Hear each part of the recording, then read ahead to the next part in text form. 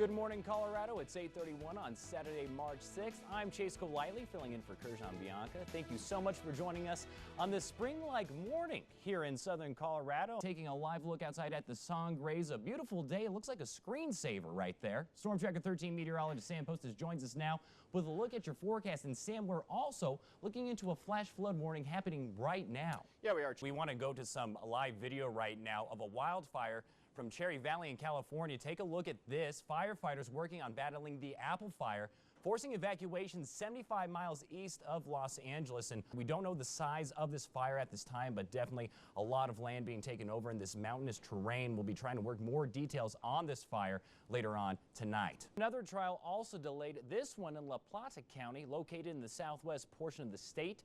Mark Redwine's trial is now delayed again. We're still a couple days out, but are we expecting some of that snow to stick to the ground, or are we expecting it to possibly melt early with these warm days leading up to it? And we're learning more this morning about the Colorado Springs man accused of assaulting and sexually abusing a foster child in his care.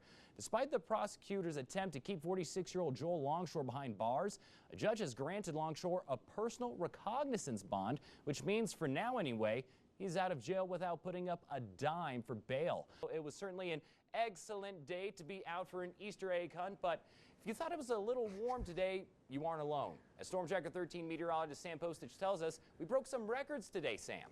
Yeah, funny yokes there, Chase. But, funny yokes. They're getting almost exhausting at this point, some would say. Yeah. From, ridiculously hot air to you've got to be kidding me. Exactly. It's coming. Looking forward to it, I guess. You got to be positive about these things. It'll be interesting. In Pueblo, a simply marvelous day to be out and about, enjoy some of the sunshine and everything like that. Storm Tracker 13 meteorologist Sam Postis joins us now. And Sam, you look like you've been out and about, getting a little bit of a tan going on there, it looks like. Yeah, Chase. Welcome back, and thank you for watching Good Morning Colorado. And check out this very cool view right here in Big Bear in Southern California. Check out this eagle. A little bit windy there, it looks like, and just enjoying it, just hanging out in the nest there, enjoying the wind and the beautiful weather there. We're also experiencing awesome weather here in Southern Colorado.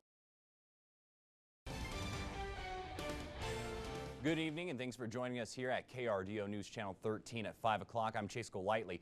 One person is dead after a crash on Highway 50 just west of Canyon City. That's where we find KRDO News Channel 13's Julia Donovan live with the very latest. Julia, thanks. One person is dead following an early morning shooting in the area of Barnes Road and Oro Blanco Drive in Colorado Springs at the Epic Hookah Lounge. Springs police say around 1:30 this morning they received several calls of multiple gunshots. When officers arrived on scene, they found one man dead outside a building. According to investigators, another man involved in the shooting drove himself to a local hospital with non-life-threatening injuries. Detectives from the CSPD's Violent Crime Section have taken over this investigation and will continue to keep you updated on KRDO.com. The boating and fishing season is officially upon us. Colorado Parks and Wildlife, along with the dive team from the Pueblo County Sheriff's Office, had to do a little fishing late yesterday afternoon at the Pueblo Reservoir. CPW Rangers were called out to the boat ramp at the North Shore Marina to fish out an SUV and a trailer, as you can see here. The owner of the vehicle was a little too anxious to get it out into the water and forgot to set the parking brake. The Pueblo County Sheriff's dive team was called out to assist in the rescue. What a horrible way to start out the weekend, but hey, bright side, Sam. It was a beautiful day yesterday, and another beautiful day here today in Pueblo County. Taking a live look outside, thanks to our Viera wireless camera. Storm Tracker 13 meteorologist Sam Postis joins us now with a look at your forecast and what we can expect for the rest of the weekend. And Sam, it's pretty hot out there today. I'll have more on your extended forecast in just a bit. Chase. We'll be ready for it, Sam. Thanks. And our COVID-19 coverage and the latest case numbers just into our newsroom. 223 new cases to report in El Paso County, a slightly smaller increase when compared with yesterday. In Pueblo County, 41 new cases. Meanwhile, in Teller County, 10 new positives, and in Fremont, 5. No deaths to report today across all 4 counties, and the statewide positivity rate is now up over 5% to 5.05%. But another big milestone has been reached in our fight against COVID-19 here in Colorado. Starting yesterday, every Coloradan age 16 and older is now eligible for the COVID-19 vaccine. But that said, it could still be a long wait for many. With millions of Coloradans now eligible, it could take months before providers get to everybody. Health experts suggest keeping an eye out for mass vaccination clinics and for openings at pharmacies. Social media is another great tool, and as of today, mass vaccination clinics can now vaccinate about 6,000 people per day. A local woman who just got her appointment offers some helpful hints.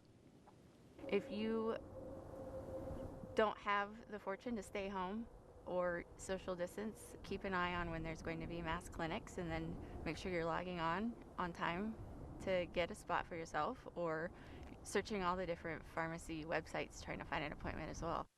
The clinic at the Broadmoor World Arena is operated by Centura Health, so in order to get a spot there, you'll need to register on Centura's website or through its vaccine hotline, and you can find more info on that at krdo.com. And another milestone today, Governor Polis says 80% of all Coloradans 70 and older have now been vaccinated with at least one dose of the vaccine. And new guidelines from the CDC for anyone looking to travel. The agency says the risk is low for those fully vaccinated, but people are still being advised to avoid unnecessary travel. As the Easter holiday approaches, the TSA says it screened 1.5 million passengers on Friday alone. Here's ABC's Trevor Alt with the details. About 25 million people will get a boost in their food stamp allocations this month. The Biden administration says it's part of an executive order adding $1 billion to the program each month. It will go to recipients who were left out of an increase Congress approved last year. The Trump administration excluded them, but there's some of the lowest income families in the program. The pandemic has caused a hunger crisis in the United States, with millions more applying for food stamps. And coming up on News Channel 13, Georgia's governor is firing back after a Major League Baseball announced it was moving the All-Star game over a controversial new voter law. And a Colorado Springs Easter egg hunt is taking on a new format due to the pandemic.